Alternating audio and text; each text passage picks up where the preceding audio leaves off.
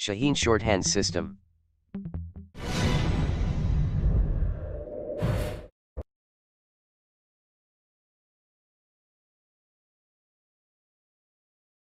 बिस्मिल्लाहिर्रहमानिर्रहीम। मैं आप लोगों को शाहीन शॉर्ट हैंड सिस्टम की तरफ से वेलकम करता हूं।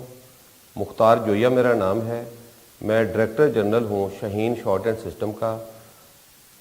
आप लोग मेरे से बेहतर समझते हैं इंग्लिश लैंग्वेज की अल्फ़ाबेट्स 26 हैं। इन 26 अल्फ़ाबेट्स को 2 ग्रुप्स में डिवाइड किया जाता है। एक ग्रुप का नाम है कंसोनेंट्स, वो टोटल 21 है, और सेकंड ग्रुप जो है उसको कहते हैं वॉवल्स, वो टोटल 5 हैं। Vowels just like A, E, I, O and U. तो 21 कंसोनेंट्स और 5 वॉवल्स, ये टोटल 26 अल्फ़ाबेट्स हैं। मैं आपको यहाँ ये भी बताता चलूँ कि शॉर्ट हैंड साउंड पे बेस करती है, और शॉर्ट हैंड जो है ये स्किल है, शॉर्ट हैंड लैंग्वेज नहीं है, ये स्किल है, आर्ट है, और ये लिखी जाती है। जो लैंग्वेज होती है वो बोली भी जाती है, वो सुनी भी जाती है, लेकिन जो स्किल होती है वो सिर्फ लिखी जा सकती है। तो शॉर्ट हैंड जो है ये इंग्लिश लैंग्वेज की स्किल है। तो आज मैं आपको यहाँ ये बता दूँ कि अल्फ़ाबेट्स में जो 21 कंसोनेंट्स हैं उनको हमने 4 ग्रुप्स में डिवाइड किया है, और उन कंसोनेंट्स को शॉर्ट हैंड में स्ट्रोक्स कहते हैं। तो जितने कंसोनेंट हैं उतने शॉर्ट हैंड में स्ट्रोक्स हैं। आज के इस फर्स्ट लेक्चर में हम जिस ग्रुप ऑफ स्ट्रोक्स को डिस्कस करेंगे उस ग्रुप का नाम है downward straight strokes. Downward mean ऊपर से नीचे की तरफ ये स्ट्रोक्स लिखी जाती हैं, स्ट्रेट सीधी हैं। तो डाउनवर्ड स्ट्रेट स्ट्रोक का ये ग्रुप है, इसको आज हम डिस्कस करने जा रहे हैं।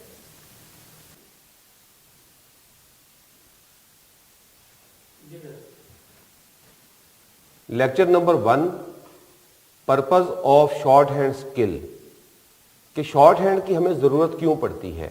आप लोग जानते हैं कि हमारी स्पीकिंग स्पीड फास्ट है, हम स्पीडी बोल सकते हैं लेकिन उसको हम नोट डाउन नहीं कर सकते। तो स्पीडी स्पीकिंग और स्लो राइटिंग के दरमियान जो गैप है उसको शॉर्ट हैंड स्किल फिल करती है। Formation of words and outlines, कि इंग्लिश में वर्ड्स कैसे बनते हैं और शॉर्ट हैंड में आउटलाइंस कैसे बनती हैं। इंग्लिश में ये सिनेरियो है कि कंसोनेंट प्लस वावल्स, वो इंग्लिश का एक वर्ड बनता है। और शॉर्ट हैंड में क्या होता है कि जब हम इंग्लिश के कंसोनेंट को शॉर्ट हैंड में कन्वर्ट करते हैं उसको स्ट्रोक कहते हैं, और इंग्लिश में वावल है, शॉर्ट हैंड में भी उसको वावल ही कहते हैं। और जब हम इंग्लिश के वर्ड को शॉर्ट हैंड में कन्वर्ट करेंगे तो उसको आउटलाइन कहा जाता है। तो शॉर्ट हैंड में जब स्ट्रोक के साथ वावल ऐड करेंगे जो चीज़ बनेगी उसको कहते हैं आउटलाइन। और मैं फिर बता दूं कि इंग्लिश के वर्ड को जब शॉर्ट हैंड में लिखा जाएगा तो उसको कहा जाएगा आउटलाइन। अब आज के फर्स्ट लेक्चर में first group of strokes downward straight strokes. Downward इसलिए है कि इन स्ट्रोक्स को हमेशा डाउनवर्ड लिखा जाता है, और स्ट्रेट ये बिल्कुल सीधी लिखी जाती हैं। ये डायाग्राम है, ये देखिए 0 से यहाँ से स्टार्ट हुआ 180, तो ये 30 का एंगल है, ये 60 का एंगल है, ये 90 का एंगल है, ये एंगल 120 है, ये 150 है, और टोटल जो है 180 है। ये 60 का एंगल है। अब 60 के एंगल पे हमेशा P और B की स्ट्रोक्स लिखी जाएंगी। 90 एंगल पे T और D की स्ट्रोक्स लिखी जाएंगी। 120 एंगल पे J और J की स्ट्रोक्स लिखी जाएंगी। अब एक्यूरेसी की अगर बात करें तो एक्यूरेसी दुनिया जहान के हर काम में बहुत ज़रूरी है। अगर आप कोई भी काम एक्यूरेसी से करते हैं तो उस काम के अनलिमिटेड बेनिफिट्स हैं, और अगर आप किसी काम को एक्यूरेसी से अंजाम नहीं देते तो उसके अनलिमिटेड नुकसानात हैं। तो शॉर्ट हैंड में एक्यूरेसी बहुत इंपॉर्टेंट है। इसमें चंद एक पॉइंट्स है, हम 1 बाय 1 इनको डिस्कस करेंगे। नंबर 1 है लेंथ और साइज ऑफ स्ट्रोक्स, कि हमने जिन कंसोनेंट्स को स्ट्रोक्स में लिखना है उनका साइज क्या होना चाहिए, उनकी लेंथ क्या होना चाहिए। वो लेंथ है क्वार्टर ऑफ द इंच, कि आपकी स्ट्रोक की लेंथ जो है वो इंच की चौथाई के बराबर हो, उससे कम भी ना हो और ज़्यादा भी ना हो, तकरीबन इंच की चौथाई के बराबर। तो मैं आपको यहाँ पे लिख के देता हूँ, ये P है, तो ये P की स्ट्रोक है। अब बोर्ड पे हमें बड़ा लिखना पड़ रहा है, जब आप स्ट्रोक को लिखेंगे पेज पे लेड पेंसिल के साथ, तो उसका आपने लेंथ देनी है क्वार्टर ऑफ द इंच। ये P है, ये नोट करें, ये मैं लिख रहा हूँ B, ये सेकंड टाइम मैं लिख रहा हूँ B। उसके बाद T है, जैसे मैंने एंगल के हिसाब से आपको बताया कि T जो है वो 90 एंगल पे लिखेंगे। ये मैं सेकंड टाइम फिर T लिख रहा हूँ।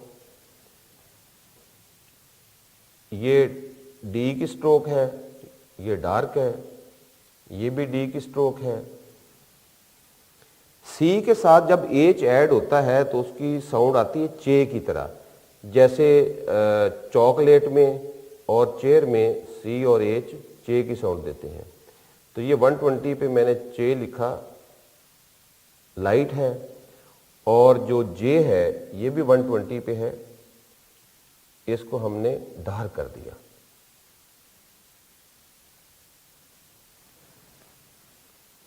तो लाइट एंड हैवी स्ट्रोक्स, कि हम स्ट्रोक को लाइट क्यों लिखते हैं और हैवी क्यों लिखते हैं।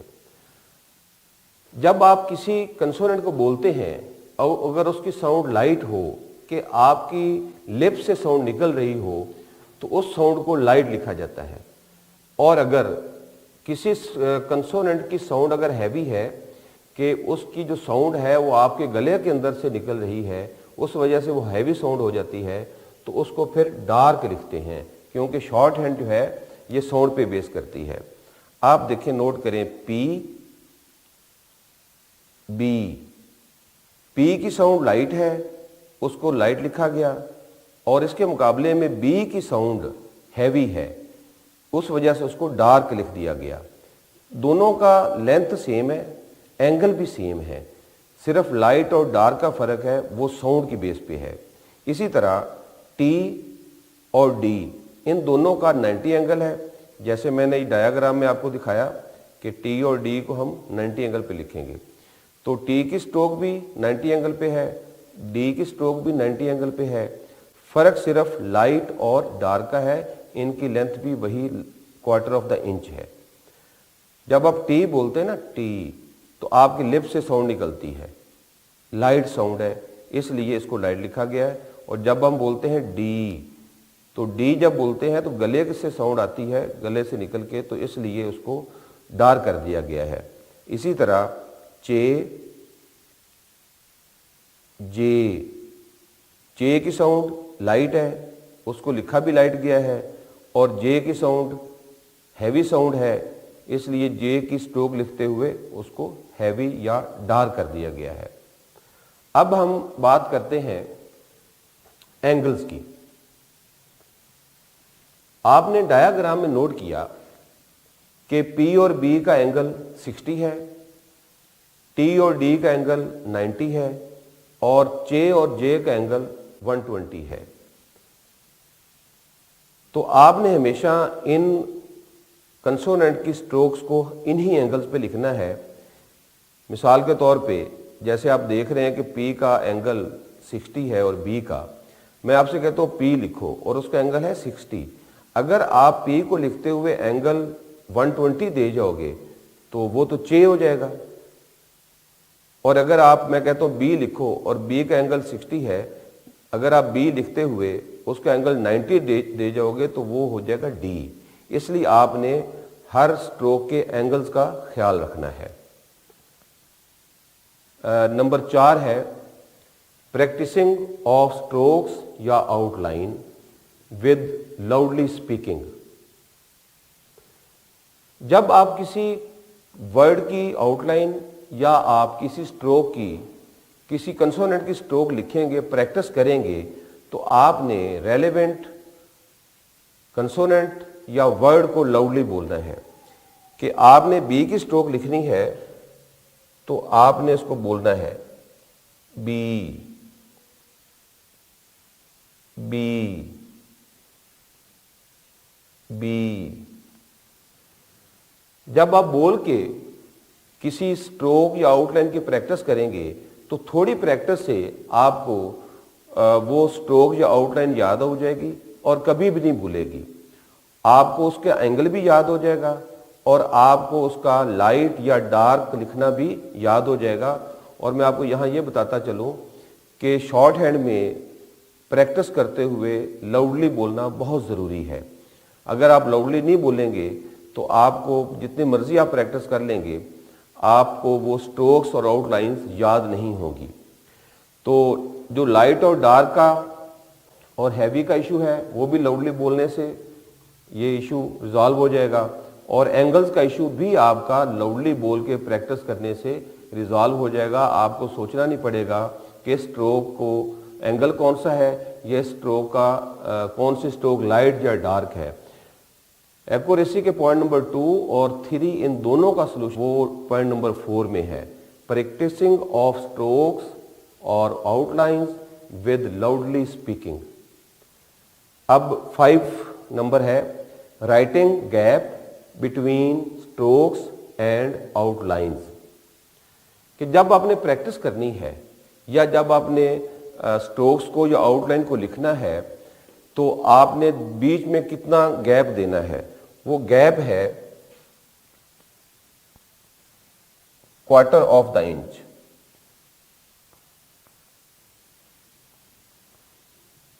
जैसे स्ट्रोक की लेंथ इंच का चौथा हिस्सा है, इसी तरह स्ट्रोक टू स्ट्रोक या आउटलाइन टू आउटलाइन जो गैप होगा वो भी इंच का चौथा हिस्सा ही होगा। जैसे आपने नोट किया कि मैंने पी लिखा और जितनी पी की लेंथ है उतना ही मैंने दरमियान में गैप दिया। इसी तरह मैंने बी लिखा तो जितना ही बी की लेंथ है इतना ही मैंने बीच में गैप दिया।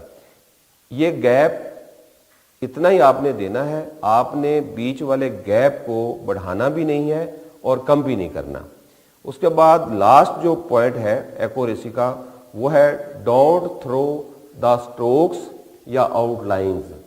जब आप किसी स्ट्रोक की प्रैक्टिस करेंगे या किसी आउटलाइन की प्रैक्टिस करेंगे तो आपने किसी स्ट्रोक को या आउटलाइन को फेंकना नहीं है। फेंकना क्या होता है कि अगर आप डी की प्रैक्टिस कर रहे हैं और आप ऐसे करना शुरू कर दें, ये फेंकना है।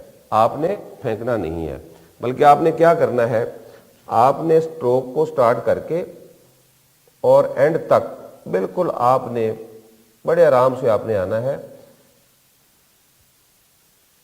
ये जे की स्ट्रोक में लिख रहा हूं कि स्ट्रोक के स्टार्ट से लेकर एंड तक आपने बहुत आराम से और एक्यूरेसी के साथ आपने इसकी प्रैक्टिस करनी है। और फिर बता दूं कि स्ट्रोक्स को या आउटलाइंस को ड्यूरिंग प्रैक्टिसिंग आपने फेंकना नहीं है।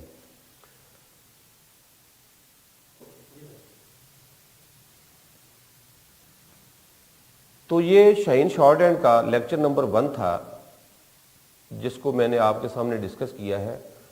और मैं आप लोगों को ये बताता चलूं कि अगर आप एक्यूरेसी का ख्याल रखें नंबर 1, नंबर 2 आप लाउडली बोल के प्रैक्टिस करें जैसे मैंने लेक्चर में डिस्कस किया है, तो शॉर्ट हैंड कुछ भी नहीं है।